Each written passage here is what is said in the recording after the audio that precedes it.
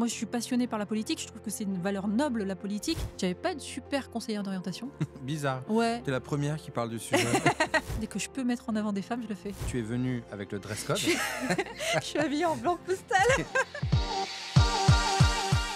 Aujourd'hui, je reçois une journaliste qui a fait de l'interview politique son terrain de jeu. J'ai nommé la grande Salia Brachia. Je suis très heureux de te recevoir dans Prends ta place. Salia, tu es originaire du Nord et tu es l'avant-dernière d'une fratrie de 7. Tout a démarré en stage chez Rony TV. Après, tu vas enchaîner le Grand Journal, le Petit Journal, BFM TV, puis Quotidien. Et ces dernières années, la matinale de France Info, on pouvait te retrouver quasi tous les matins. Et puis, récemment, c'est dans l'air aussi des émissions sur RMC, mais tu vas m'en dire plus. Ton truc, Salia, des interviews cash, sans détour. Des questions qui piquent, assez pour qu'on t'appelle parfois le poil à gratter des politiques. Mais tu ne t'arrêtes pas là. Avec ton livre et ton podcast Essentiel, tu donnes aussi la parole à ceux qu'on n'entend jamais. Les métiers invisibles, mais vitaux. Tu rappelles que l'utilité, ça ne compte pas qu'en salaire, mais aussi en impact sur la société. Aujourd'hui encore, Salia, tu bouscules, tu ouvres le débat, tu tends le micro à ceux qui comptent, qu'ils soient d'ailleurs au sommet de l'État ou au cœur du quotidien. Bref, j'accueille une journaliste exigeante. Donc moi-même, ça me met la pression.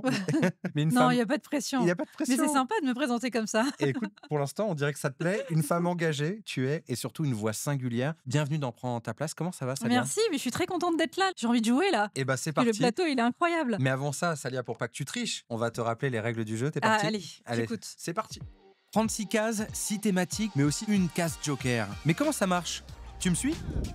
Prends soin de nous. Avec cette carte, le joueur ou la joueuse revient sur des conseils, des astuces ou moments agréables, une case soutenue par la Banque Postale. Prends un coup de boost, on revient sur des victoires, des réussites, où l'invité accélère, car on l'a aidé dans son parcours.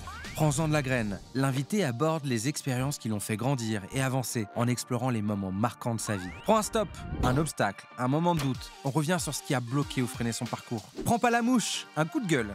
Des sujets qui grattent ou agacent. C'est la case pour exprimer ses frustrations, ses combats. Te prends pas la tête? Celle-ci, c'est la carte chance, où on partage un moment plus léger et détendu. Prends la main, l'invité prend le contrôle du jeu. C'est lui qui choisit sa carte. Pour terminer la partie, mon invité devra atteindre la case « Prends ta place ». Bref, ici, personne ne perd, soit tu gagnes, soit tu apprends. Écoute Salia, ça a l'air clair. Avant que tu démarres, je te propose de choisir un pion. Je vais prendre le rouge. Allez, t'es en bleu, blanc, rouge quand même là. Bah, la France. La France. La France, monsieur. La France ce matin, Salia Brachia, à toi de lancer le dé de Prends ta place. Allez. Souffle. 5. On commence fort. Je te laisse avancer jusqu'à la case. 1, 2, 3, 4, 5. Prends pas la mouche. On commence avec une question qui nous ramène à ce que tu fais quotidiennement. Donc la question s'appelle politique. Tu as passé tes 5 dernières années à interviewer les hommes et femmes politiques du pays. Qu'est-ce que tu préfères dans l'interview politique ?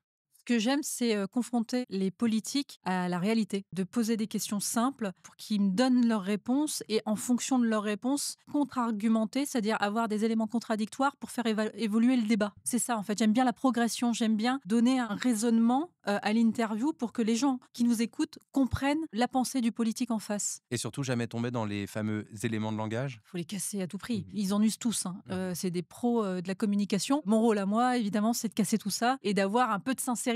C'est difficile, c'est de plus en plus difficile, mais quand on en a, on est content. Tu parles de difficultés. Qu'est-ce qui est difficile dans ce type d'interview ? On a des politiques qui viennent avec des punchlines, avec des éléments de langage, ce qu'on appelle des EDL. En fait, dans chaque partie, en fonction d'un sujet d'actualité, d'un événement, eh bien, des éléments de langage sont distribués aux élus ou aux membres du parti. Et hop, ils déboulent tous dans les médias et ils racontent la même chose. L'idée du journaliste en face, en tout cas, moi, c'est ce que je me donne comme objectif, c'est de casser ces éléments de langage pour essayer de comprendre au plus profond ce que veut dire le politique et pourquoi il déclare ça, pourquoi il donne ça comme information et le raisonnement qu'il y a derrière. Si on parle de ceux qui t'ont le plus bluffé dans cette capacité à sortir justement des éléments de langage, il y en a qui Ah bah oui, t'ont il y a marqué. des pros, bien sûr.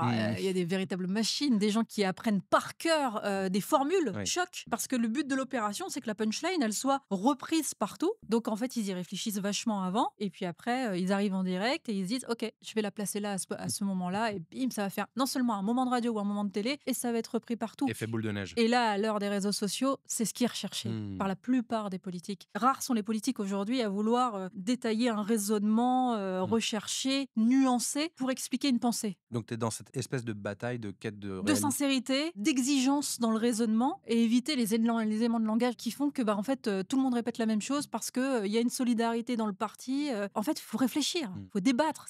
Moi, je suis passionnée par la politique, je trouve que c'est une valeur noble, la politique, mais quand c'est pratiqué par des gens qui sont nuls, qui n'ont pas envie de réfléchir, ça déçoit. Il y a un moment particulier particulier où tu t'es dit là, il se passe quelque chose? Justement, tu t'es dit ça a fait ce fameux effet boule de neige? Pendant l'élection présidentielle de 2022, on recevait tous les candidats et on a évidemment reçu le président de la République sortant. Et donc pour les finalistes, que ce soit pour Emmanuel Macron ou pour Marine Le Pen, on avait prévu une émission spéciale avec des jeunes femmes qui venaient interpeller les candidats. Marine Le Pen a refusé d'y participer parce qu'elle était déjà venue avant, donc elle nous a envoyé Jordan Bardella. Par définition, Jordan Bardella n'était pas encore candidat, donc il n'a pas eu le droit à cette émission spéciale. Mais Emmanuel Macron est venu. Et donc on l'a confronté à 3 jeunes femmes sur des sujets différents.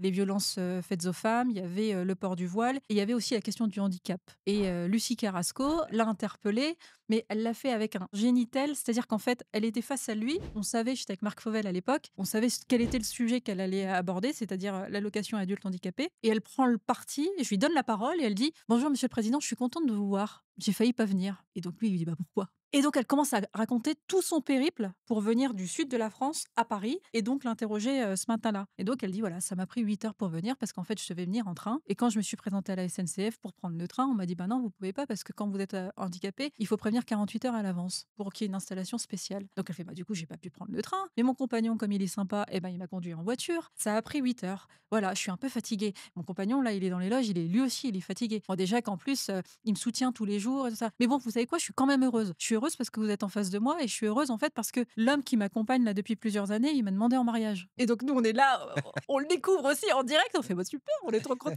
et tout. » Elle fait « Eh ben, c'est génial, je suis trop heureuse. Mon amoureux m'a demandé en mariage. Je sais pas si je vais accepter. » On se dit « Qu'est-ce qu'elle nous raconte ?» Et elle lui dit « Donc voilà, je suis très heureuse, il me demande en mariage, mais je sais pas si je vais accepter. » Il fait « Bah pourquoi ?»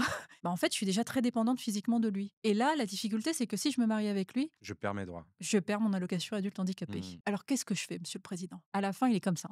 Ouais. Il les regarde comme ça et il lui dit « Choisissez l'amour. Je vais changer la loi. » Waouh! Vous voyez?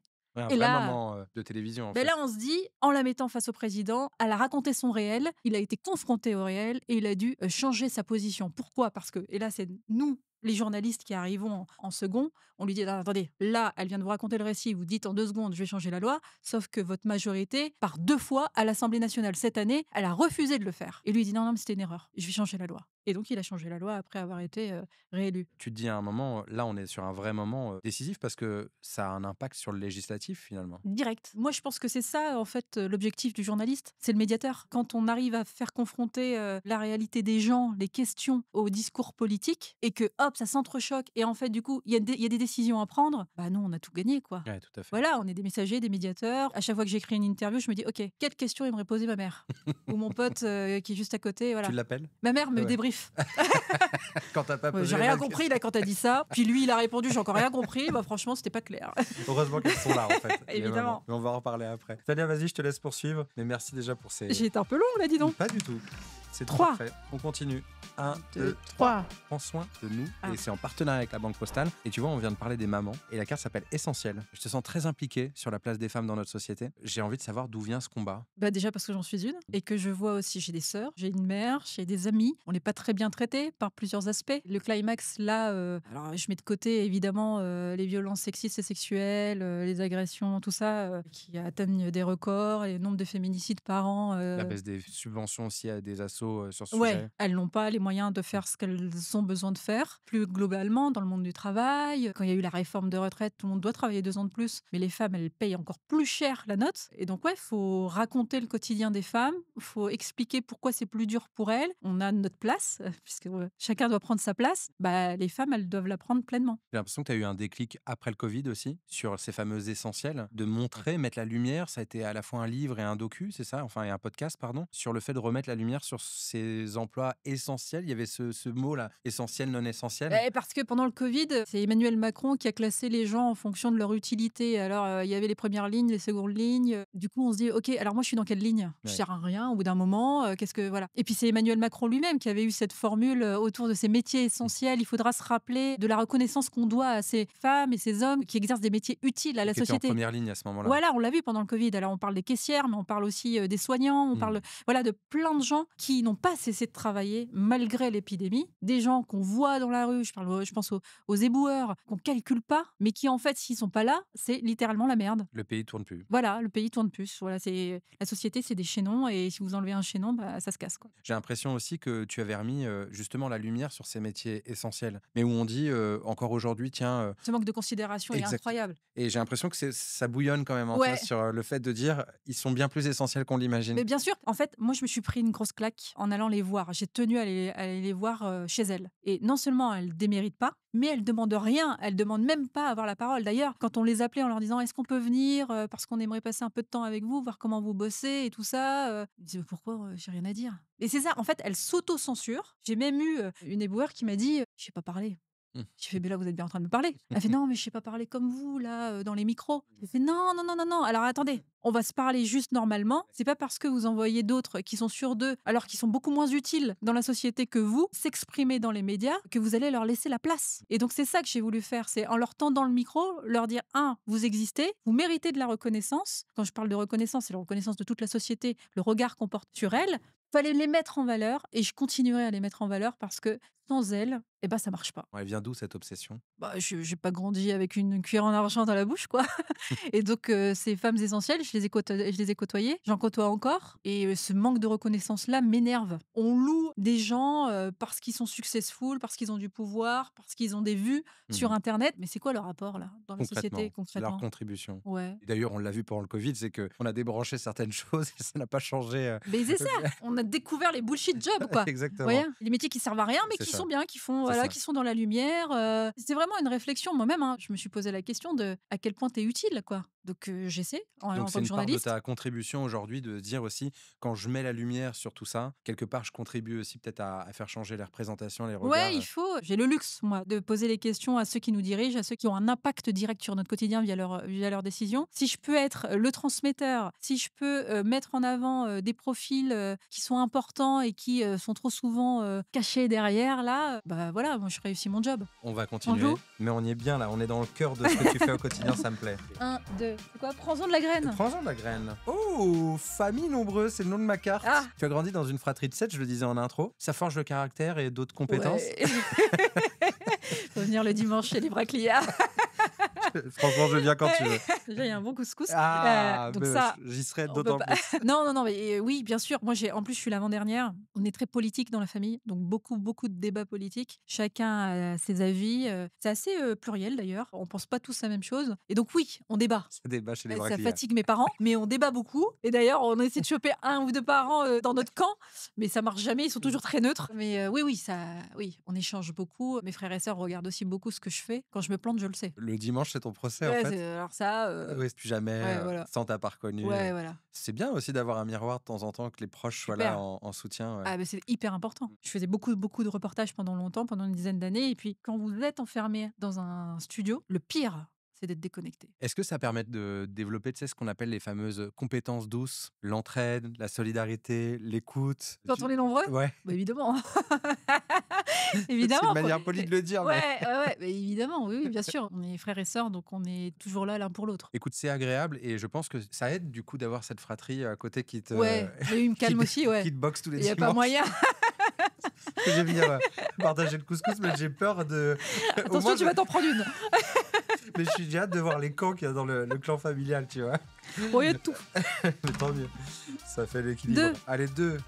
Prends pas la mouche. Ah, tu vois, la carte s'appelle poil à gratter. Tu as ton style cash, sans filtre, où tu fais tout pour sortir, comme tu l'as dit tout à l'heure, des EDL, les fameux éléments de langage. C'est la mission que tu t'es aussi donnée, on va dire plus largement, la quête de sincérité et de vérité de tes interviewés. Ah bah oui, en général, je vois pas pourquoi on donne la parole à quelqu'un si son but c'est d'être faux. Oui, fait. mais ça t'a été reproché aussi parfois, ce côté très...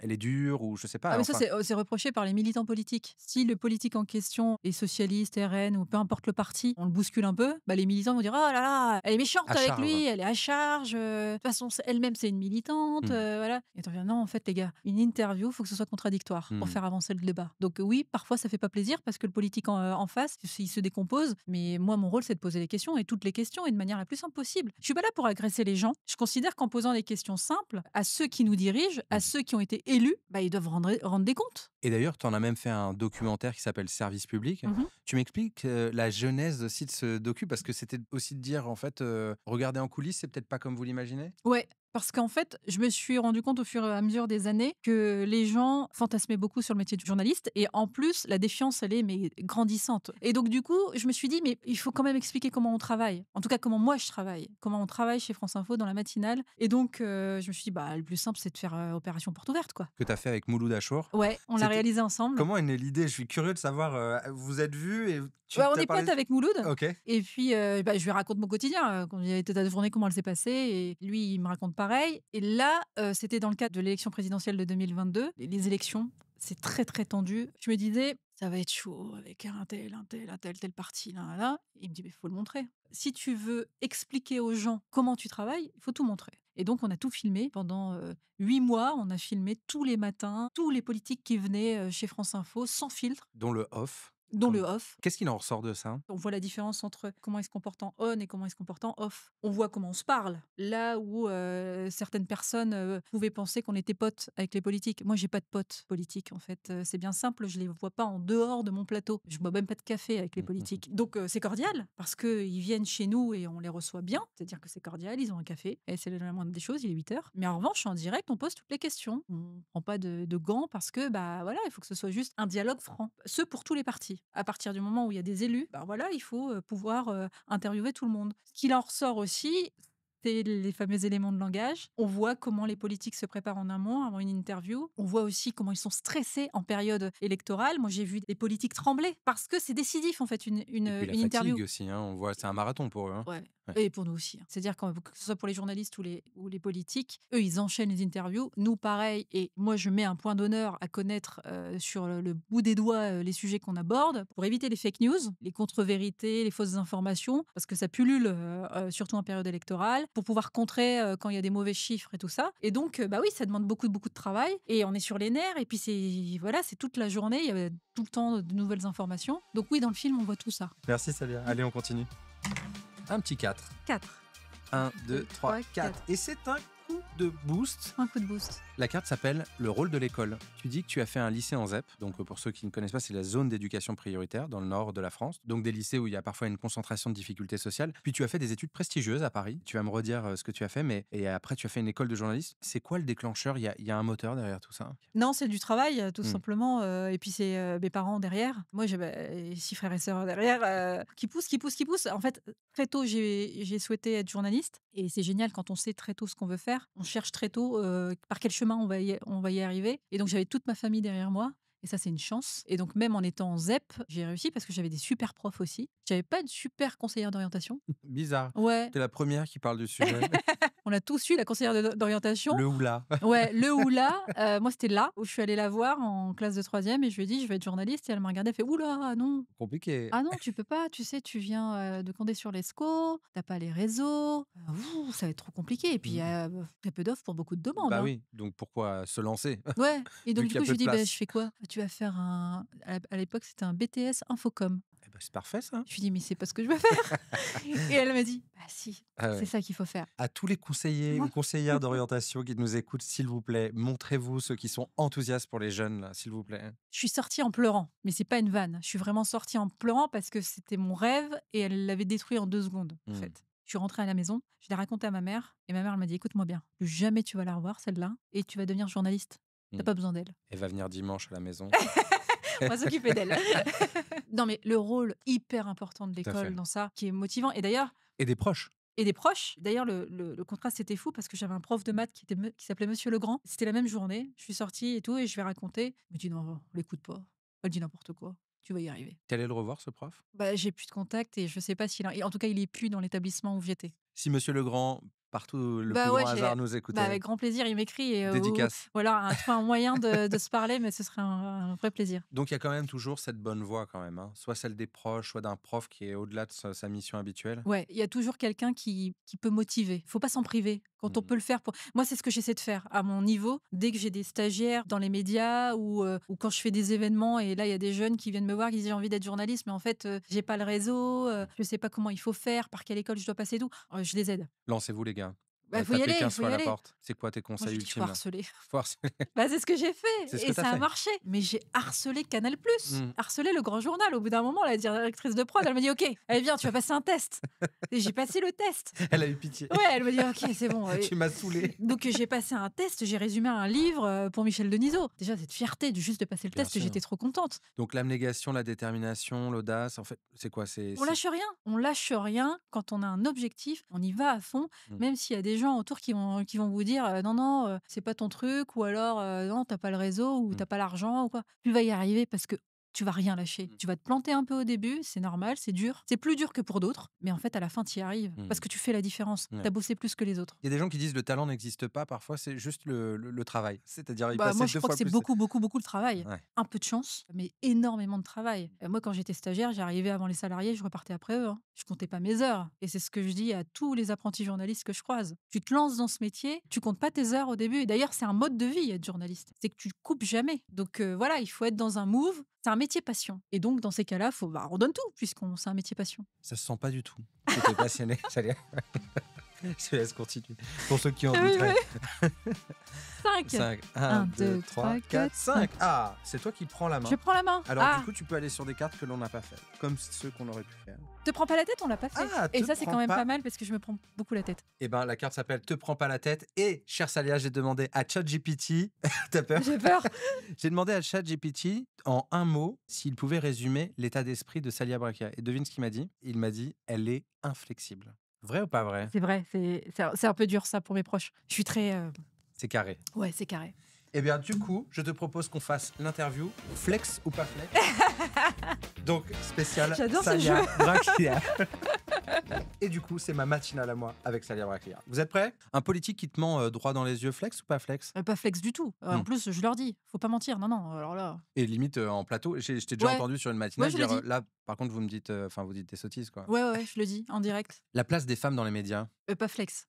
Il y Pourquoi? a encore des efforts à faire. C'est pas qu'il y a un plafond de verre, parce que quand on regarde les 20 heures, il y a des femmes. Là, on doit progresser dans les invitations d'expertes, des intellectuels, des expertes sur différents sujets. On a tendance à aller chercher les hommes plus facilement, parce qu'eux-mêmes disent oui, oui, je peux, même s'ils n'y connaissent pas trop au sujet. Alors que les femmes, même si elles sont expertes, elles doutent un peu d'elles, et donc il faut les pousser. Une personnalité que tu interviewes et qui tient des propos malvenus ou clichés sur les femmes ou les minorités. Pas flex, je réagis direct. Ouais. Ouais, Comment? ça m'est déjà arrivé. Je dis bah non, c'est pas possible de dire ça. Une interview où l'invité sort fâché du studio. Oh, flex total. M'en fous. Voilà, je m'en fous parce que j'assume toutes les questions que je pose. Et en plus, je suis disponible à la fin de l'interview pour discuter si vraiment ils n'ont Ouais. pas compris pourquoi j'ai posé cette question. T'es flex mais sympa quand même. Bah oui. Oui, oui. Non, mais c'est un dialogue. Hein. C'est un dialogue. On n'est pas là pour se battre. Il faut qu'ils reviennent quand même un jour ou Ouais. l'autre. Mais les humours et infos, Bah, flex. ouais, tu l'as fait pendant longtemps. Je l'ai fait longtemps au Petit Journal, C'était ta marque chez de fabrique, Quotidien. non? Ouais, par l'humour, on fait passer plein de choses. Être surnommé le poil à gratter des politiques. Bah, je prends le compliment, hein, flex. Flex. Des blagues sur les DZ. Susceptible. C'est vrai? Bon, pour ceux qui n'ont pas la ref, DZ, c'est les Algériens. T'es d'origine algérienne. Ouais. Faut rire, mais faut faire attention à ce qu'on dit. Bah, évidemment. L'Algérien est fier. Ah bon? Je sais pas de quoi tu parles. Les amis algériens, on vous aime, évidemment, on plaisante. C'est aussi une fierté, t'en parles rarement. Bien sûr, parce qu'on me pose pas la question. Bah Mais vas-y, moi, lâche-toi. je suis très fière de mes origines. Ouais. Mes parents sont nés en Algérie. Ils sont Ouais. venus jeunes pendant la guerre. Ouais. Ils sont venus s'installer parce qu'il fallait travailler. Mon père était mineur. Ma mère, elle est arrivée très jeune aussi avec ses parents. C'est un déracinement fou. Moi, je trouve que mes parents, et c'est pas les seuls, hein, évidemment. Il y en a beaucoup qui ont été concernés par cette histoire-là. Mais mes modèles, ce sont mes parents. De reconstruire une vie dans un pays qu'on connaît pas. Ils étaient aussi mal regardés, mal perçus. Moi, mon père a commencé très tôt à travailler à la mine. C'était l'immigré qui fait un travail de chien, quoi. Zéro reconnaissance. Donc oui, quand ils vieillissent comme ça, évidemment, ils sont un peu plus fatigués que les autres. Et donc, nous, les enfants, on a ce côté...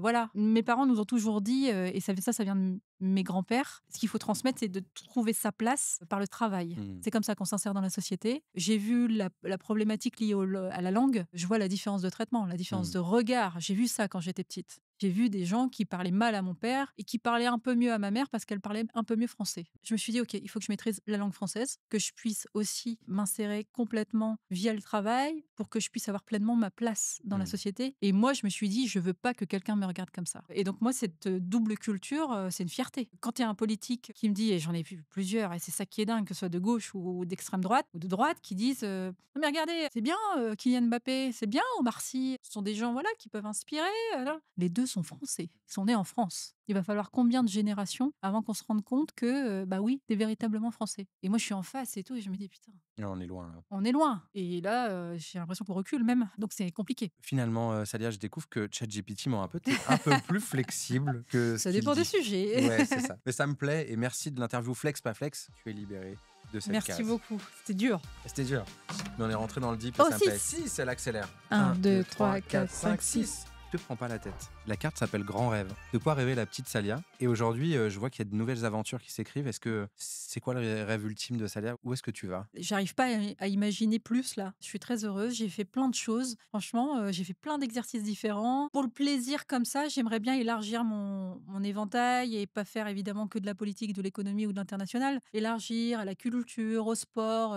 Il y a un truc génial quand même dans le métier de journaliste, c'est qu'on est payé pour apprendre. Donc moi, plus j'apprends de choses, plus je suis heureuse, quoi. Et là, c'est des nouvelles aventures qui s'ouvrent. C'est dans l'air. RMC Life aussi, tu me racontes? Alors, c'est dans l'air, c'est génial. Bah, l'émission, tout le monde la connaît, parce qu'en plus, elle l'aide à réfléchir. Vous avez 4 experts autour de la table, Des gens chevronnés en plus. des gens qui savent de quoi ils parlent. Mhm. C'est trop important parce qu'il y a trop de plateaux où on a des gens qui racontent n'importe quoi. Et ben là, on les choisit spécialement parce Des- qu'ils savent ce des qu'ils disent, techniciens. des techniciens Mhm. du sujet en question. Et moi, j'adore parce que je suis là pour distribuer la parole, pour faire avancer le débat sur 1h10 d'émission. Je me dis qu'à la fin, le téléspectateur doit se dire OK, j'ai compris. Ouais, je suis armé. Ouais, je suis armée. J'ai une réflexion sur le sujet. OK, je peux aller briller en dîner pour dire OK, non, mais c'est plus compliqué que ça, en fait, ce que vous racontez. Et donc, c'est dans l'air, c'est intellectuellement, c'est génial, ça me fait grandir davantage. Et RMC Live, c'est vraiment une autre partie de moi-même. On revient sur la volonté de mettre en avant des femmes. Et là, on va faire des documentaires, portraits sur des femmes qui ont ou qui marquent leur époque par leur talent,